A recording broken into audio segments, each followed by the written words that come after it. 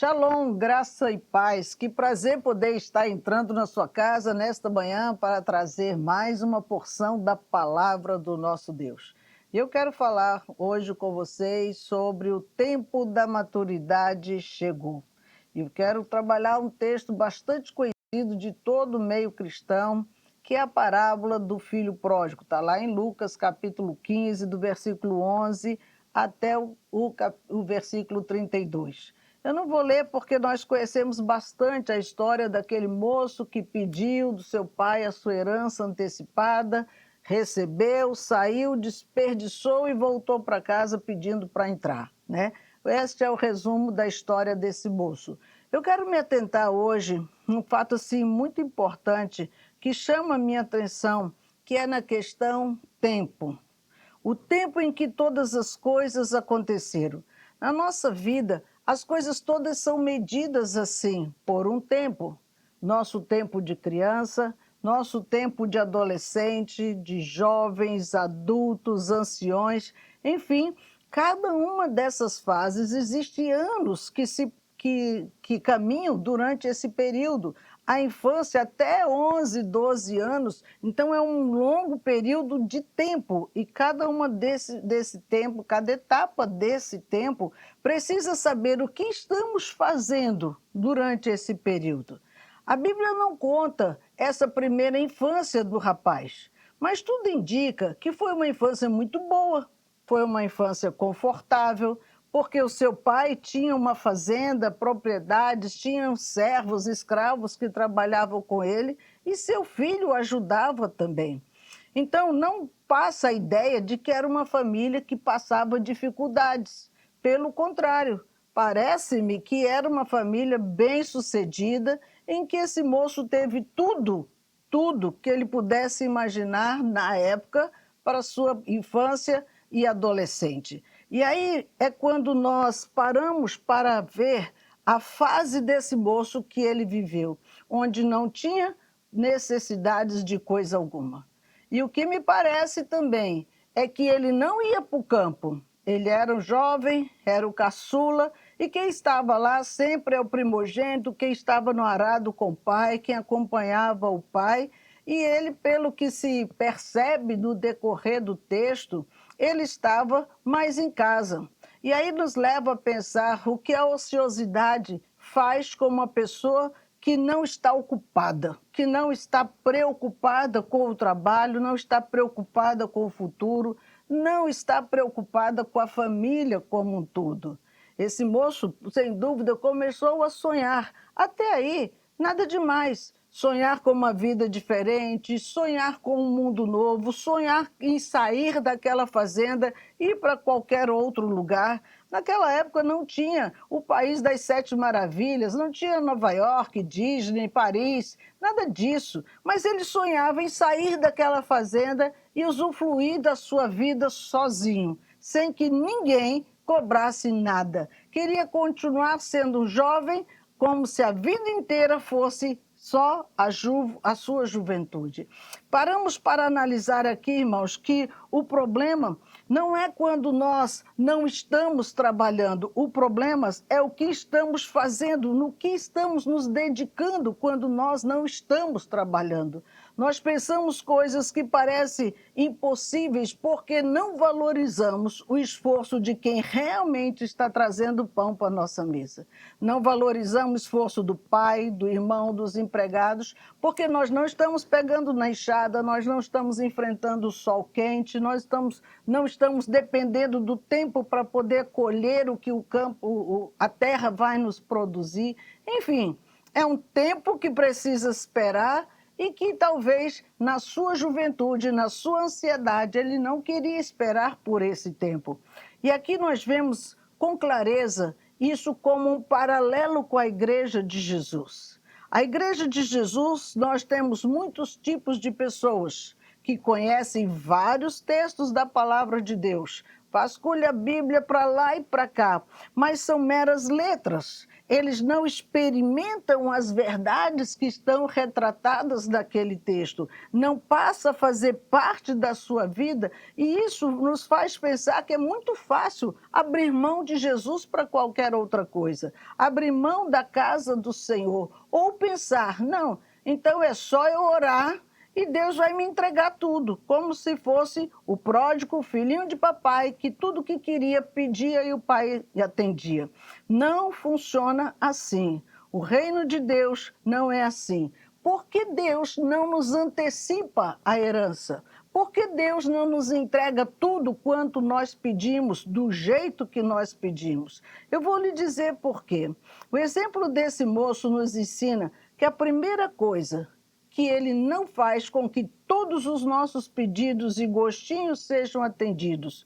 O interesse desse filho era apenas pelos bens.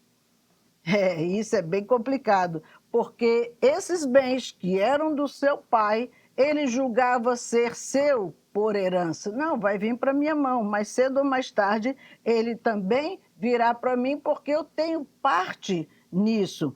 Mas ele queria que seu pai abrisse mão, antecipasse e entregasse tudo para ele.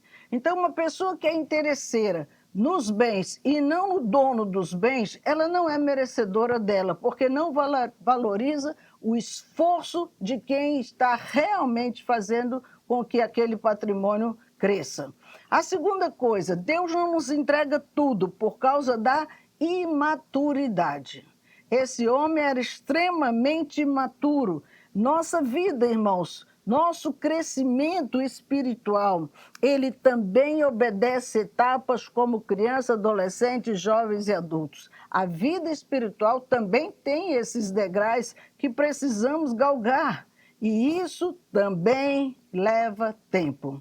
Para pensar comigo, compreender a palavra de Deus, aprender esse livro, experimentar, incluir isso no nosso dia a dia como estilo de vida, isso faz com que diariamente todas as pessoas com quem nós convivemos comecem a perceber diferenças na nossa história. O que deixou para trás as coisas de menino, as bobagens, os mimimis, para poder viver com responsabilidade e compromisso a nova vida, a nova fase que chegou. No reino de Deus, parece que os cristãos nunca chegam nessa nova fase. Estão sempre meninos brigando pela sua parte na herança, querendo unção, querendo graça, querendo poder, querendo a manifestação de Deus, mas não tem maturidade, não tem experiência, não tem intimidade com o altar de Deus. Claro que Deus não vai dar um carro para uma criança, Ele não vai dar um poder desse para quem não sabe manusear, não sabe usar na hora certa, ou que quer usar para proveito próprio, como se dele mesmo saísse esse poder. Queridos, essa imaturidade não permite que Deus realize coisas maiores no nosso meio. A terceira coisa que eu vejo na vida desse rapaz, o tempo da desilusão. Ele se iludiu com um mundo maravilhoso. Era um mundo que ele encontrou a liberdade que ele queria, onde ninguém ia dar palpite na sua história. Deus tem olhado para muitos que, como o pródigo, estão da mesma forma. Por atingir algum nível de liderança, um cargo, uma posição, seja lá o que for, onde as pessoas dependam dele, aí nós vamos perceber exatamente qual é o nível dessa pessoa.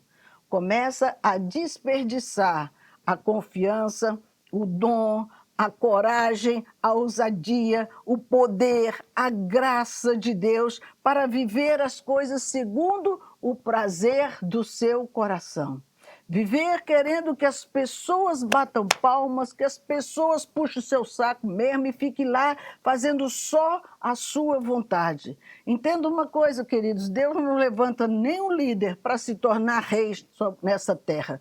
Os seus líderes, eles têm função específica e cada um deles precisa desenvolver o seu chamado como Deus delegou para nós. Não podemos, como Lúcifer fez lá no céu ainda, querer um lugar que não era dele. E Deus disse, ei, peraí, aqui não. Aqui o Deus sou eu. E Deus o tirou daquele lugar. E tem muitas pessoas que, embora investidos de autoridade, não se contenta com aquilo e quer da autoridade superior.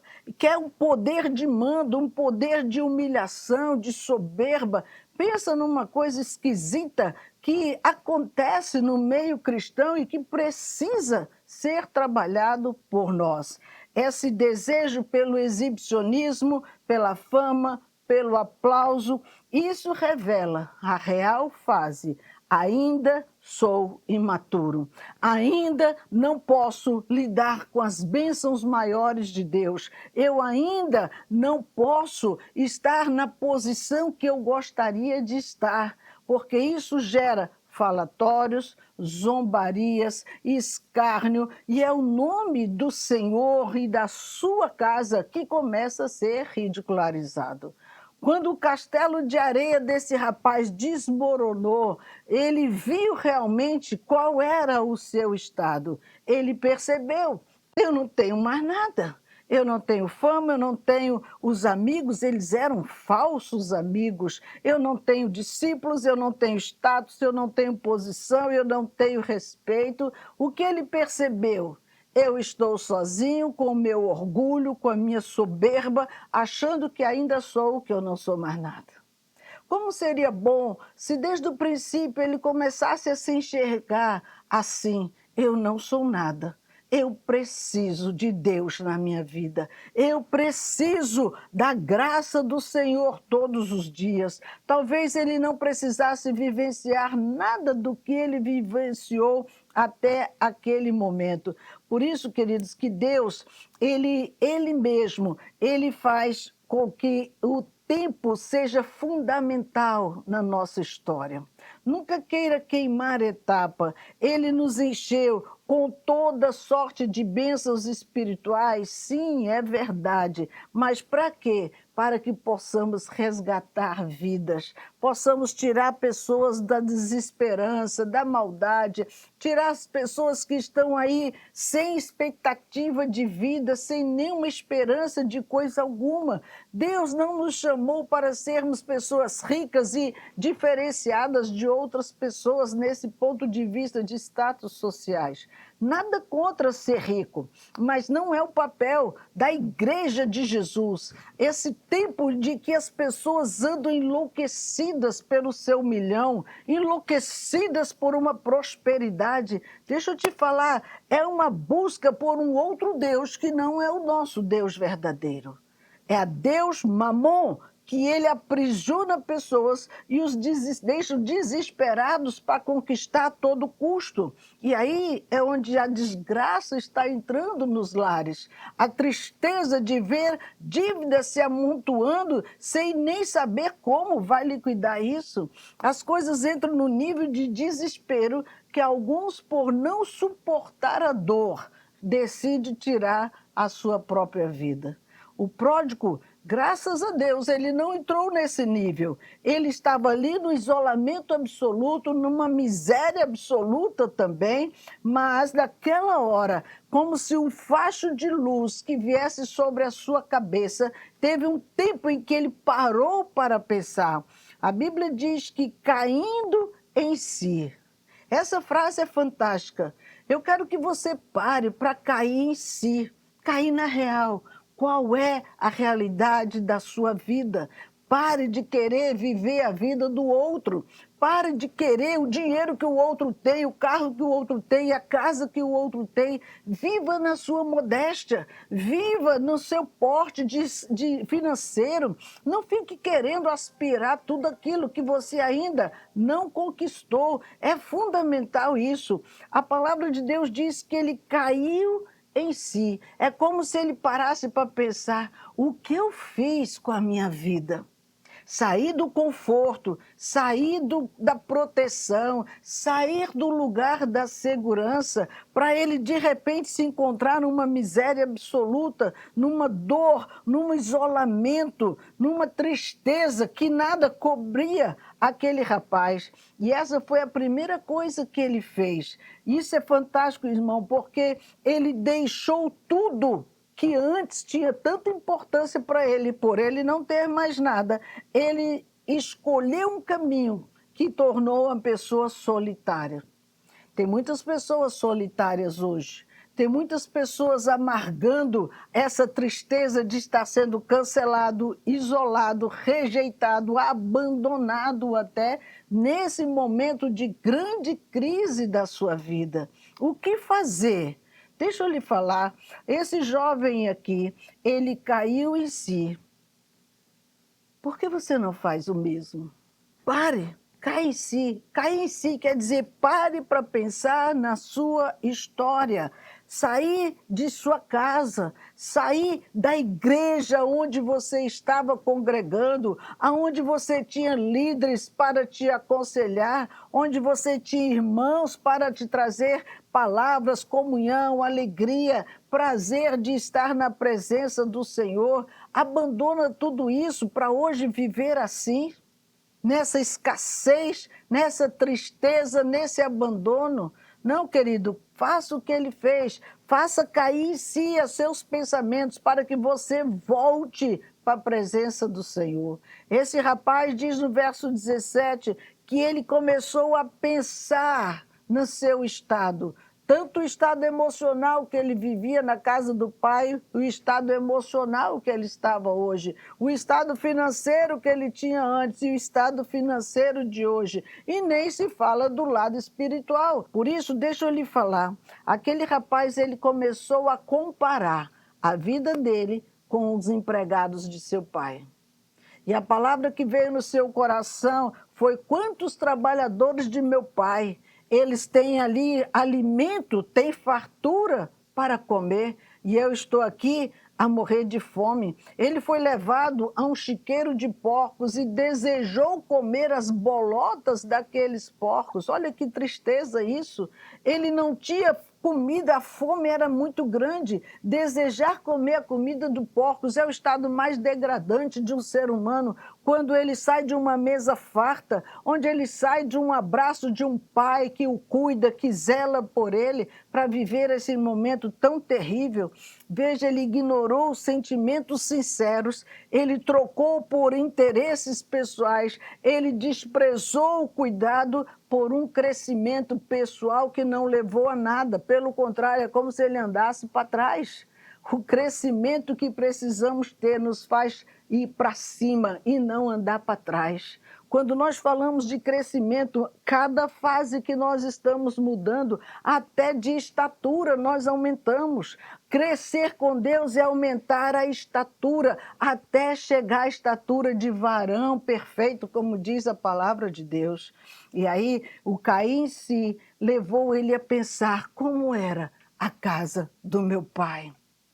Você que está desviado, você que vai na igreja por religiosidade, você que gosta até de ouvir a palavra, mas nunca tomou uma decisão por Jesus, deixa eu parar de falar alguma coisa. Pare para pensar aqui como é a casa do Pai.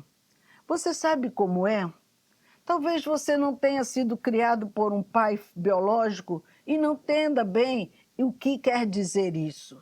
Um pai é aquele que cuida, é aquele que alimenta, é aquele que traz provisão, é aquele que dá segurança para a sua família. E tudo isso nós encontramos em Deus, mesmo que o nosso pai biológico nada disso fez, não nos protegeu, não nos ajudou, não nos alimentou, pelo contrário, nos abandonou, mas o nosso Pai que está nos céus, ele nunca abandonou.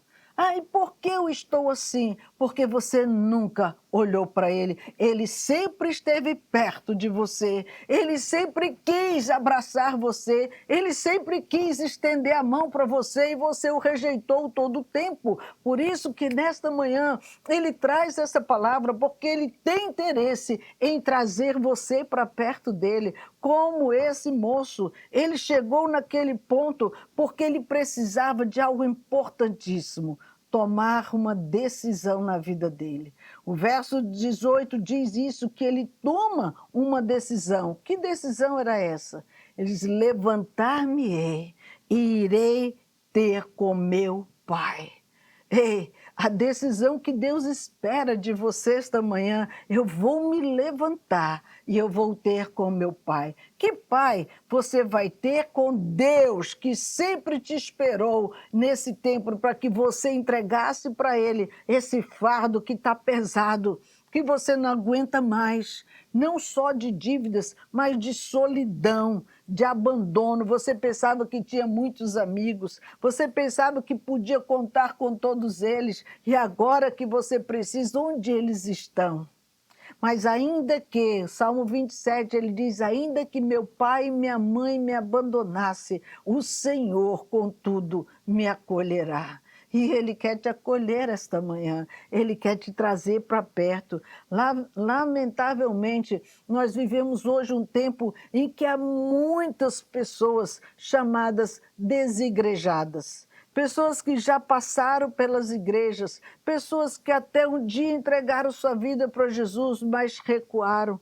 Pessoas que passaram por processos de libertação, passaram por processos de crescimento e por uma coisa ou outra se afastaram da casa do Senhor. Estão até arrependidos como esse pródigo, mas não têm coragem de tomar uma decisão. Não têm coragem de cair em si e ver que seu estado hoje está muito pior do que estava antes. Queridos, tenha coragem de tomar uma decisão para voltar para a casa do Pai.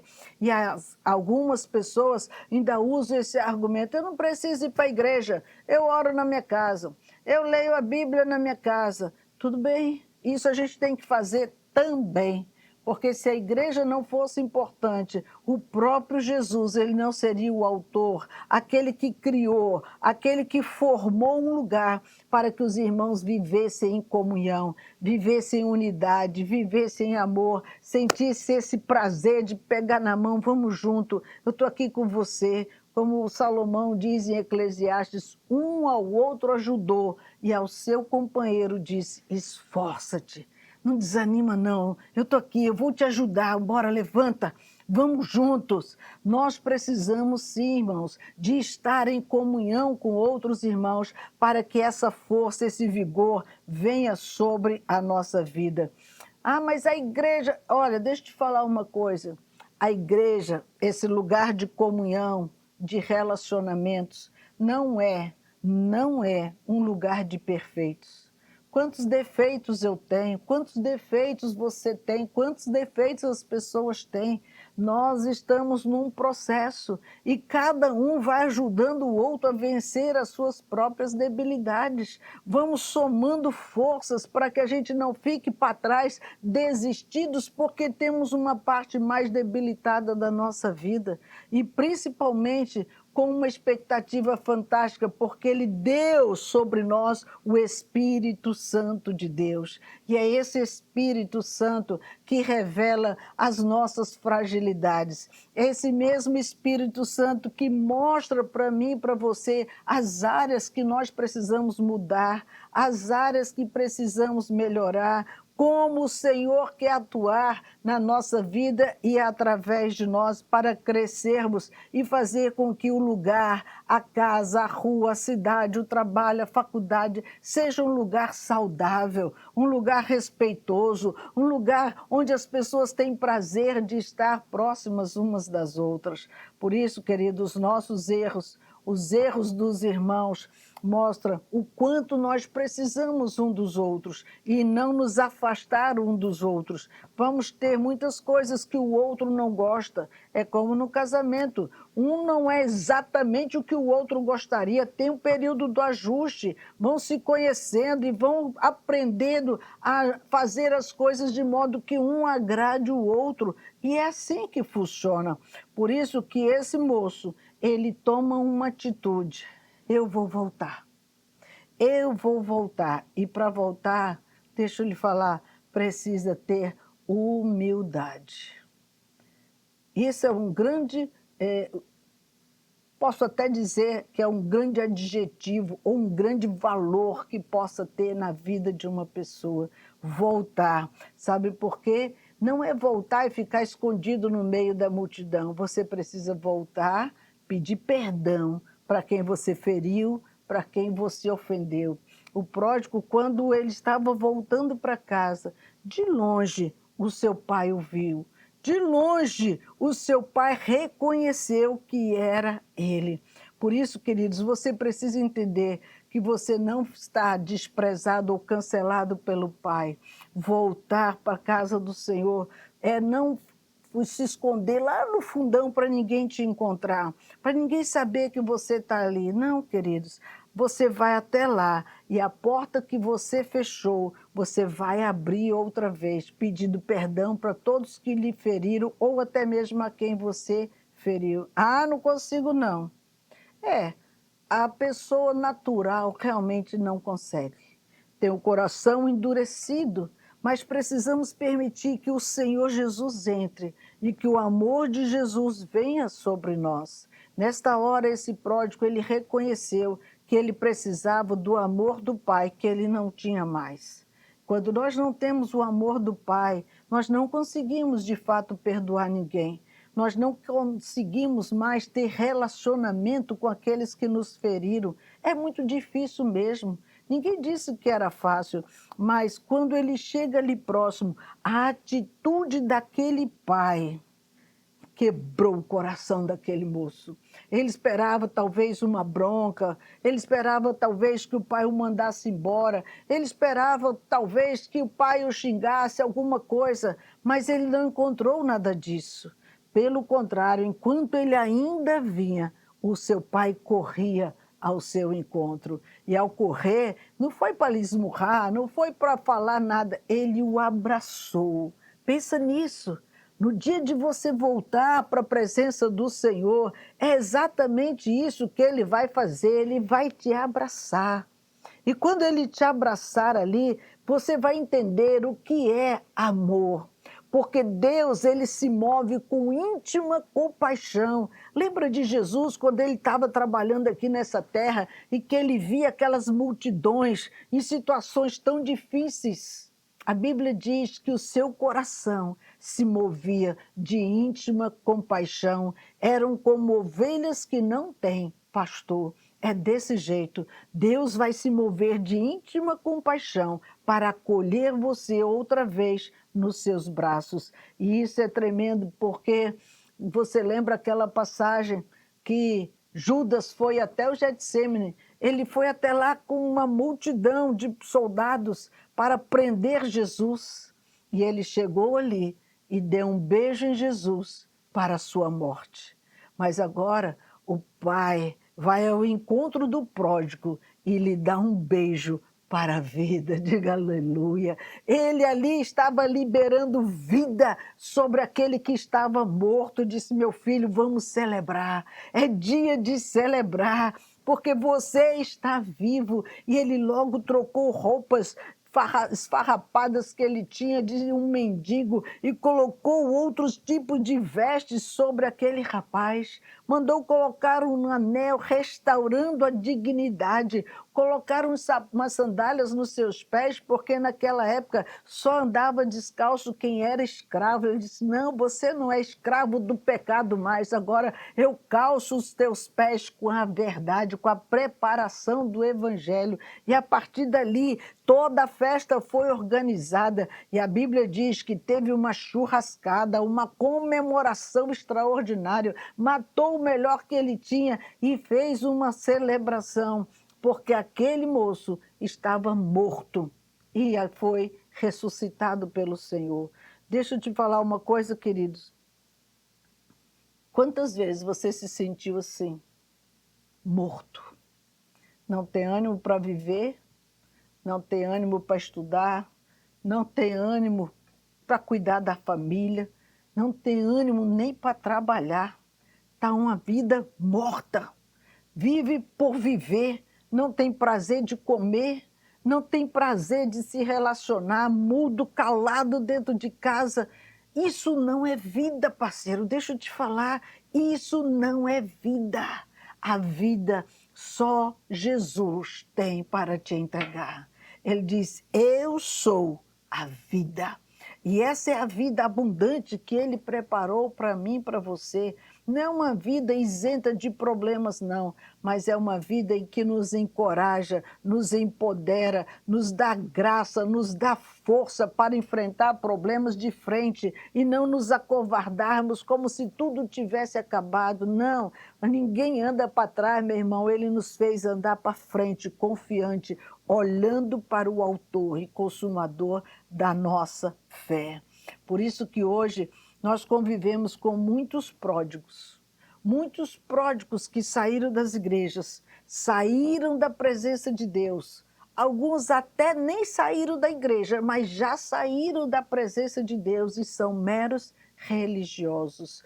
Deixa eu orientar você que é religioso, você também está perdido na sua trajetória. E a nossa alerta é porque o Senhor nos mandou para preparar o caminho do Senhor. E preparar o caminho não é como João Batista, porque ali ele já veio. Agora é preparar o caminho, porque ele está voltando.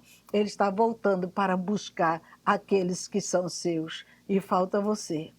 Ele está sentindo a sua falta no aprisco. Você pode ser aquela ovelha perdida que ele está querendo que a gente vá resgatar.